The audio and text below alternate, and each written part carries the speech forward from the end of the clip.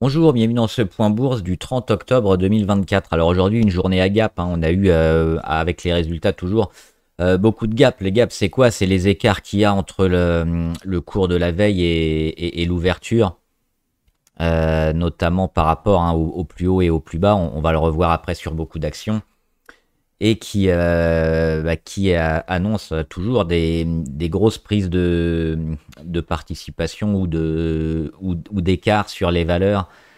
On n'hésite pas vraiment à rentrer fortement ou à bazarder les actions si ça va pas. Donc, comme d'habitude, hein, le stock picking, on va le voir aussi, c'est pas uniquement des secteurs qui montent ou des secteurs qui descendent. Dans beaucoup d'actions des mêmes secteurs, on a des grosses variations. On verra aussi quelques chiffres économiques, hein, les résultats évidemment d'actions, le CAC 40 et les actions à suivre.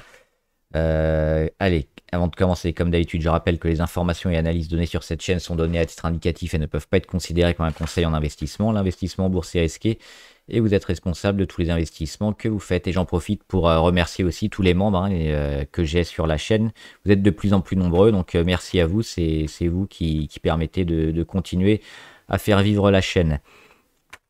On regarde un peu les chiffres économiques avec pas mal de données aujourd'hui, hein, notamment le PIB en France qui est revenu plutôt bien, hein, à 1,3 sur l'année, plus 0,4 sur le trimestre. C'est un peu mieux que précédemment. Alors c'est sans commune mesure avec les États-Unis, parce que les États-Unis ils sont sur le trimestre à plus 2,8. On attendait 3, on a fait un peu moins bien, mais on est quand même sur des trimestres de croissance aux États-Unis, toujours avec le marché de l'emploi super fort, hein. En Europe, le PIB, lui, sur l'année, il est à plus 0,9, plus 0,4 en mensuel. Là aussi, on fait un peu mieux que prévu. L'inflation en Allemagne, les chiffres en Allemagne n'étaient pas terribles, hein, aujourd'hui. On a notamment un peu plus de chômage. On est à 6 points en chômage en Allemagne. Et puis l'IPC qui est revenu à 2%. Donc on était un peu en dessous. On est revenu à 2, léger rebond, hein, mais rien d'inquiétant. Et surtout aussi, ce qu'on peut noter, c'est aux États-Unis, les créations d'emplois non agricoles qui sont revenues à 233 000, alors on en attendait que 100 000, donc plus du double. On a eu plus du double de création d'emplois. Donc là, c'est encore la confirmation que le marché américain, alors on avait des données un peu moyennes hier, notamment, hein, sur les offres d'emploi, mais on voit que les créations d'emplois continuent, hein, sur le marché US, donc toujours extrêmement fort. On regarde le CAC 40 qui fait moins, et là aussi un gap. Alors le gap, il est ici, hein. Un gap, c'est quoi? C'est ça. C'est la différence entre le plus haut et le plus bas de la veille et les écarts qu'on a aujourd'hui. Donc là, le plus bas, il est à 7506 et le plus haut aujourd'hui, 7470. Donc l'écart entre les deux, c'est le gap, c'est l'écart qu'on a entre le cours de la veille et le jour, parce qu'on n'a pas de cotation entre. Si on avait une mèche haute qui montait là et qu'on finissait au même endroit, hein, on n'aurait pas de gap parce qu'on serait monté dans la journée sur les niveaux qu'on avait connus hier. Mais là, on est passé directement de ce point-là à ce point-là, donc on a un gap. Et on peut voir par exemple, pour finir un peu l'exemple, entre la journée du vendredi 25 et du lundi 28, il n'y a pas de gap. Parce que même si on ouvre au-dessus, on voit qu'on a une mèche basse. Donc toute cette partie-là, qui est entre les 7542 et ici les 7519, bah, on l'a touché. On est même allé beaucoup plus bas. Donc le fait qu'on clôture haut, ça ne crée pas un gap parce qu'on a, durant la journée, été sur ces mêmes niveaux-là. Voilà. Donc là, par contre, on a effectivement un gap, je vais pouvoir le laisser, à cause des grosses baisses, notamment, hein, sur le CAC, et on va voir lesquelles, avec en particulier Capgemini. On l'avait dit, on était un peu inquiet sur Capgemini dernièrement, il fallait une réaction rapide. Et ben on l'a pas eu. Il y a eu les résultats qui étaient pas trop appréciés, et on l'avait dit, hein, il fallait tenir ces niveaux-là. Déjà, la cassure ici des 179, c'était un peu inquiétant. Et puis finalement, bah, boum, là aussi, on a un gap, hein, petit. Mais surtout, on casse notre support à 170. Alors, c'est à racheter un peu en cours de séance. Beaucoup de volume, évidemment, sur résultat. Mais c'est mauvais, hein. On a le double échec sur la moyenne à 200. Et puis derrière, ça décroche. Donc, Certains pourraient y voir peut-être une porte d'entrée pour le long terme. C'est quand même des signaux plus que décevants, hein, sur Capgemini. Et il faudra y revenir, je pense, un peu plus tard. Même beaucoup plus tard, parce que là, ce qu'elle envoie depuis un moment, c'est quand même assez inquiétant. On avait espéré un retour ici, hein, notamment au mois de septembre. Mais pour l'instant, bah, c'est un peu remis à plus tard, certainement, hein, tout ce que fait Capgemini et peut-être même le secteur. Euh, Parce que sur les techs, on va chercher vraiment les pure players des techs. On va le revoir avec les techs américaines. Et c'est elles qui fonctionnent. Capgemini, ils sont pas sur ces niveaux-là, notamment sur l'intelligence artificielle. Et bah, pour l'instant, ils sont un peu boudés par tout le monde. Pernod Ricard aussi. Là aussi, le gap, on le voit. On cotait ici, hein, hier, hop, 122,75. On a ouvert sur les 120,5. On monte sur les 121,2. Et entre les deux, il n'y a pas de cotation. Donc il y a un gap. Gap baissier, on le sait, gap baissier, c'est toujours très mauvais. Qu'est-ce qui se passe après? On continue d'enfoncer. Et surtout, on a enfoncé notre support. C'était celui-là, hein, les 122,14. C'était celui-là qui était important, qu'il fallait tenir, qu'il fallait travailler, sur lequel il fallait rebondir pour relancer le rebond après les déstockages aux États-Unis, en Chine. Et malheureusement, on a eu une petite mesure de rétorsion des Chinois sur les cognacs, hein, importés avec des taxes douanières un peu plus importantes parce que l'Europe a taxé les véhicules électriques en particulier.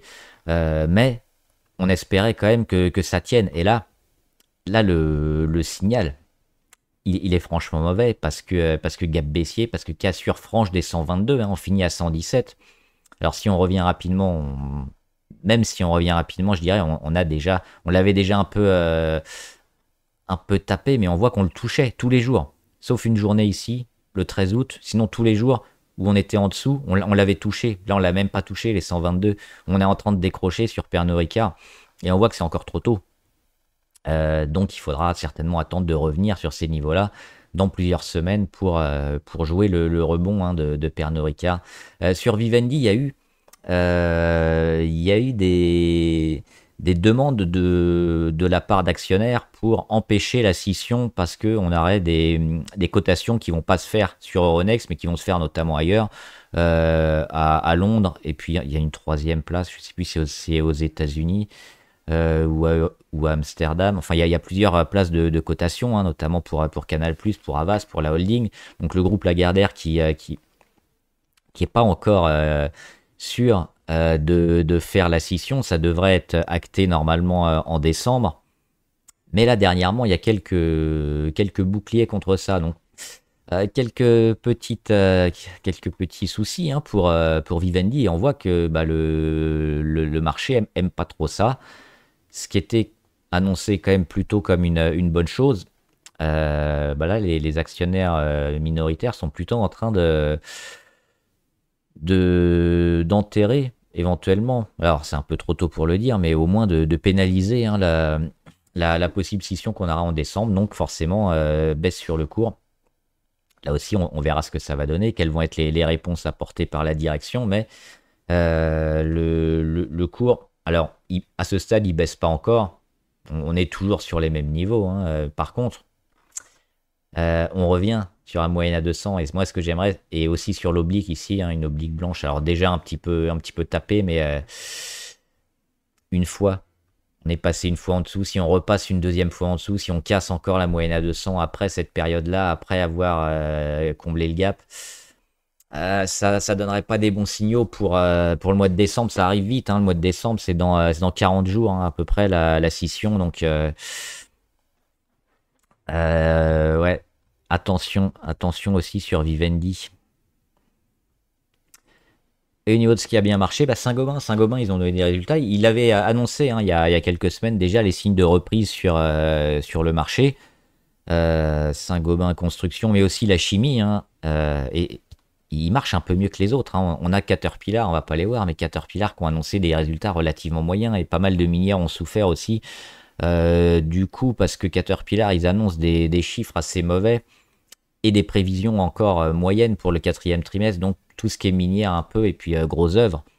Pas forcément au mieux. Saint-Gobain, ils surperforment un peu tout leur secteur, donc plutôt une bonne chose. On a un beau support autour des 80.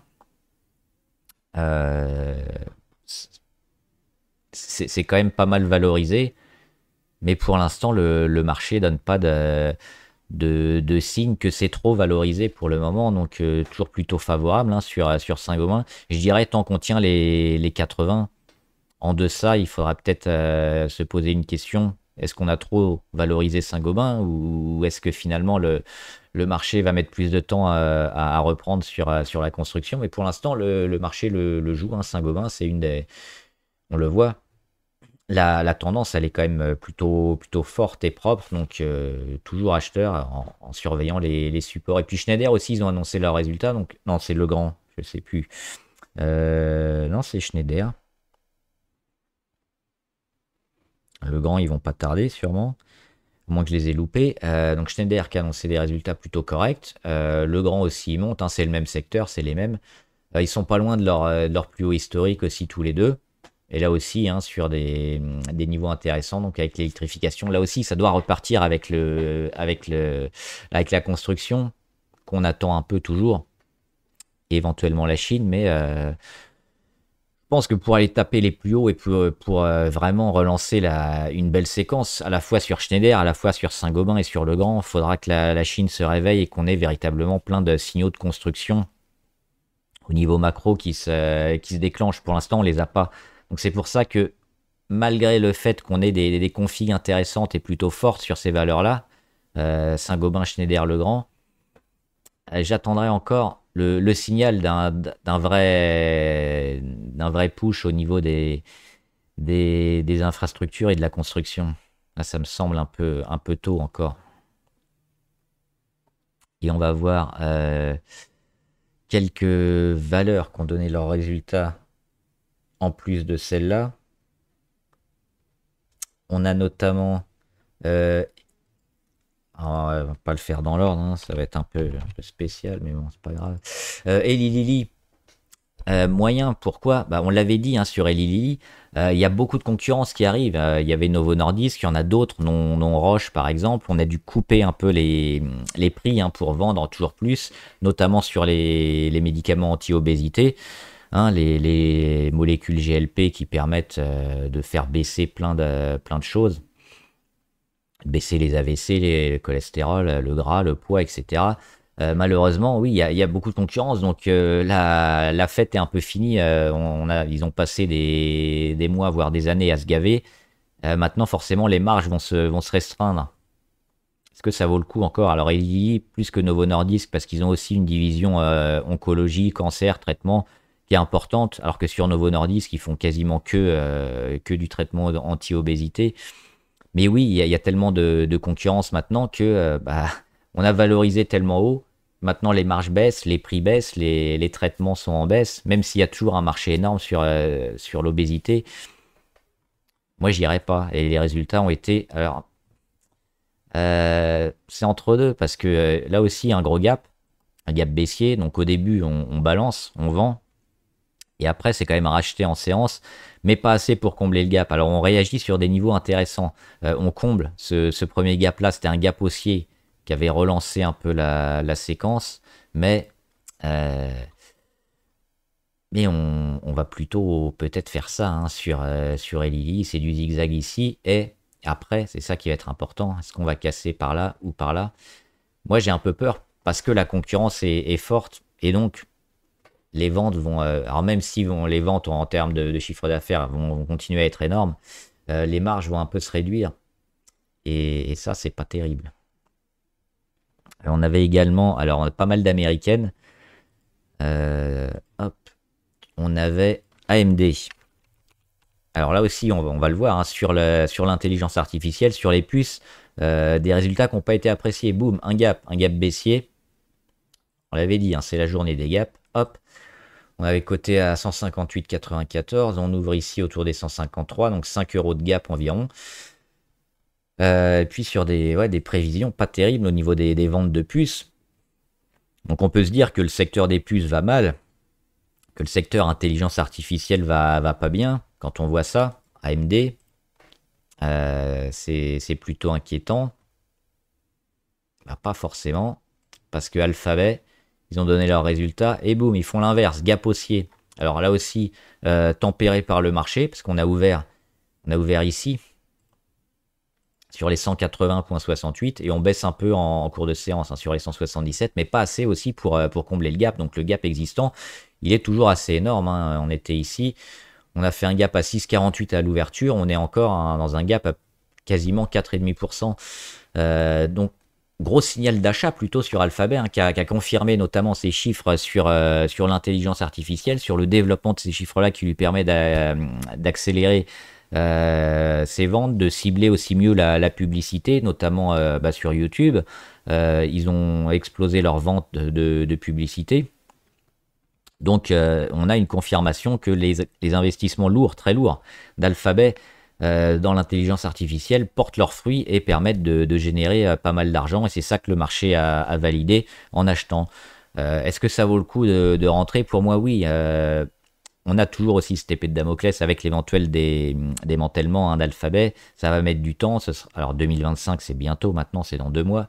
Mais ce sera probablement pas avant la fin du premier trimestre ou l'été 2025 qu'on aura des résultats. Le marché n'a pas l'air d'être inquiet là-dessus. Et le marché se focalise plutôt, hein, sur l'intelligence artificielle et ce que ça peut dégager. Et on l'avait dit, il y en avait alors, 2 gros ou 3 avec Amazon. Il y a Alphabet, il y a Microsoft, il y a Amazon aussi, plutôt favorable, hein, sur les 3. On aura les résultats de Meta Platform et de... C'est quoi le M Microsoft ce soir. Et là aussi, à mon avis, il faudra acheter, au moins Microsoft. Euh, et donc, oui, Alphabet, certainement. Alors, ce qu'il faudrait pas, c'est aller combler le gap rapidement, mais même là, on garde une tendance forte. Alors, ça va un peu attendrir un peu la force et la puissance de la hausse si on comble le gap rapidement, mais ce ne sera pas 100% négatif. On est quand même dans quelque chose d'assez fort. Par contre, si on garde le gap, alors oui, là, on est super fort, notamment ici, hein, si on se maintient au-dessus des 173. Je pense que ça peut être intéressant. Donc, une valeur peut-être à acheter dans la tech, si on veut pas prendre d'ETF, Alphabet ou alors Microsoft. On verra demain, hein. On peut éventuellement l'acheter ce soir, si je les trouve. Avec un M, hop, Microsoft, ils font plus 1, et on l'avait dit, les 130, les 430, pardon, les 430 dollars à dépasser, dépassé hier en clôture, confirmation aujourd'hui. C'est le niveau clé. C'est le niveau clé sur Microsoft parce qu'on a le support fixe, on a la cassure de l'oblique court terme. On l'avait dit, hein, depuis, on l'avait dit ici, le 11 octobre. C'est ce qu'elle a fait. Elle est venue taper et elle est venue casser. Donc confirmation. Et confirmation ce soir avec les résultats, parce que si on a les résultats et puis que Microsoft est cote 405 demain, bah non, forcément. Mais si on a la confirmation, bah on aura certainement un petit gap, on sera pas loin des 450.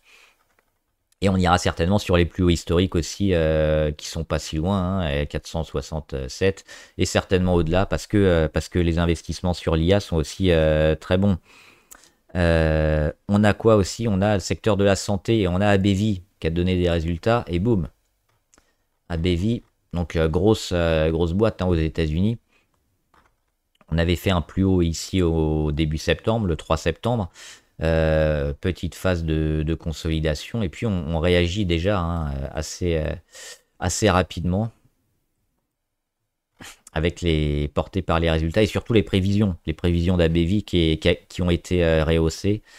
Donc nouveau plus haut, on le voit, hein, de peu, mais on est venu taper un peu le plus haut. Alors des fois on est un peu en dessous, un peu au-dessus, mais le plus haut en cours de séance, il a été dépassé. Donc là aussi sur AbbVie, et les indicateurs intéressants, notamment la MACD, on voit cette longue période depuis les plus hauts de consolidation. Et aujourd'hui, donc sur résultat, une inversion de tendance avec un premier histo vert qui devrait permettre aussi une belle tendance à suivre. On a également Adidas, alors pas de résultat, mais sur Adidas, par rapport à Nike, ils sont en train de manger pas mal de parts de marché. Ils progressent bien, notamment depuis 1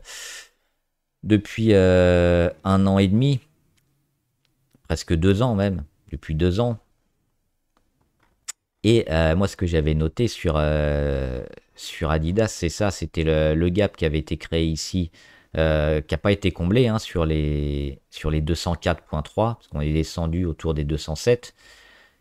Euh, on est venu taper un peu le haut de l'oblique, prise de bénéfice. On le retape une deuxième fois, on descend vers le bas de l'oblique, réaction sur la moyenne à 200. Donc ici, c'est plutôt une zone intéressante à acheter, je pense, sur Adidas ces prochains jours. Tant qu'on tient hein, ces zones-là et qu'on ne vient pas combler le gap, on aura certainement une trajectoire haussière pour à nouveau casser les 240 et plus et continuer la progression. Donc là aussi, une valeur intéressante à suivre qui est en Europe et qui fait pas partie des grosses américaines et qui est beaucoup plus forte hein, que Nike dernièrement. Donc c'est plutôt ces valeurs-là à privilégier. On a également Visa. Visa qui a annoncé des résultats là aussi très forts. Alors on l'a dit souvent ici avec les chiffres, hein, la résilience du marché US fait que les paiements hein, sont plutôt et Visa en profite. Boum, gap haussier, nouveau plus haut historique aussi sur Visa. À moins qu'on ait des plus hauts, non, c'est bon. On est sur les plus hauts historiques hein, sur Visa, largement. Et donc, alors là, le gap il est petit, mais il existe quand même. Et on le voit, on est monté presque à 296 dollars sur les nouveaux plus hauts. Donc là aussi, on a un signal très fort, un signal d'achat, un signal pour rentrer. Alors ça va peut-être un peu bouger ces prochains jours, mais le moyen terme, il est plutôt fort et plutôt à acheter sur la valeur maintenant, même dans le contexte de ralentissement qu'on a. Donc Visa aussi à privilégier avec le secteur américain toujours fort. Et puis, petite déception sur Biomérieux. Biomérieux aussi qui a annoncé ses résultats plutôt bons, des prévisions aussi rehaussées, je crois. On arrivait sur la fin de consolidation niveau MACD, on a eu des beaux volumes hein, sur résultats, et surtout, ce qu'on voit, c'est qu'on a, durant la séance, ça a été largement acheté. On est monté à plus 3,5. On a cassé la petite oblique de correction, et finalement, on fait une mèche basse, on rend tout, on finit stable. Un peu décevant. Mais c'est peut-être le faux départ avant le vrai départ. Donc sur Biomérieux, je pense que c'est à surveiller ces prochains jours parce qu'on pourra avoir une confirmation. Hein. C'est une valeur santé qui est en France qui est plutôt intéressante, qui est une des plus intéressantes aussi, je pense. Donc à surveiller. La petite mèche haute est un peu décevante, mais tout n'est pas perdu, hein, parce qu'on reste sur des niveaux de départ imminents, je pense, sur Biomérieux. Et puis le secteur santé devrait performer ces prochains mois.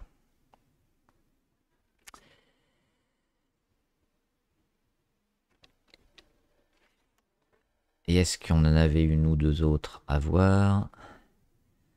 On peut rapidement Nvidia. Nvidia, ils sont toujours sur leur résistance. Attention peut-être, parce que là, les 140, on les a dépassés d'à peine. Hein. On est allé à 143. Et depuis, perte de volatilité, on commence à baisser un petit peu. Donc peut-être le double échec hein, autour des 140. Qui à moyen long terme, je pense, ne changera pas grand-chose. Il faudra voir les résultats. Mais à court terme, ça peut nous amener l'action proche des 124. Donc si on est rentré récemment en court terme, il faudra peut-être mettre des stops et penser à avoir Nvidia plus bas et à vendre. Parce qu'on n'arrive pas à passer les 140.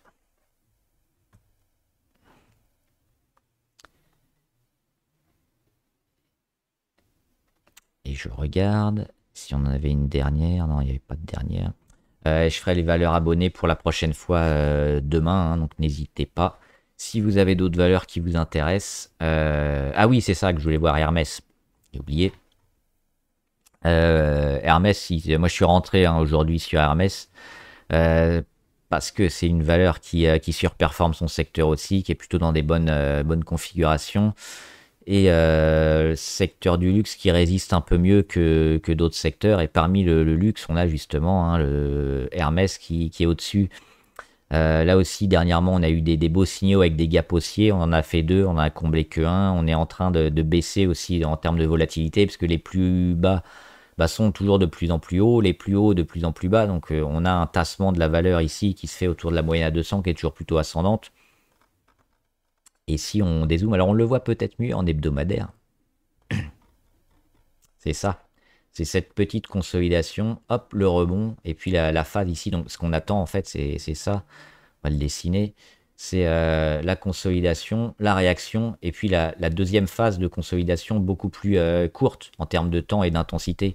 Donc là, on a quoi? On a mois de mars. On a mars-septembre, où ça met du temps. Et puis ensuite, on a le signal, la phase de congestion, et puis si on part, bah, on continue. On continue la progression. Et puis on a aussi également ces niveaux-là, hein, les 2000, les 2000 et quelques. On va le revoir en journalier exactement, mais on voit que ça a été énormément travaillé. Résistance, on lâche pour mettre le niveau plus haut, on revient, et à chaque fois on rebondit à peu près autour des 2000. Donc ces niveaux-là, ils sont intéressants parce qu'ils sont en train d'être joués, ils sont en train d'être marqués et validés par le marché. C'est les 2014, en gros, et en dessous, mais surtout cette zone-là. Et on est au-dessus actuellement, hein, donc plutôt favorable sur Hermès. Je pense que ça devrait se relancer. Et puis si on a des bonnes nouvelles, hein, toujours sur la Chine, parce que finalement on n'a pas eu d'excellentes nouvelles dernièrement, hein. On a eu le gros breakout, le pullback, le retour un peu à la moyenne. Et sur Hermès, on en est là. Donc je pense que ça a déjà été intégré dans le cours et qu'on n'a pas surjoué comme sur d'autres valeurs peut-être parce qu'on a déjà rendu une partie. On est en train d'accumuler et que le prix me semble pas excessif sur Hermès. Voilà, j'espère que la vidéo vous a aidé. N'hésitez pas à me dire en commentaire ce que vous en pensez, les actions que vous voulez qu'on analyse, les questions si vous en avez, j'y répondrai. Bon trade, à plus!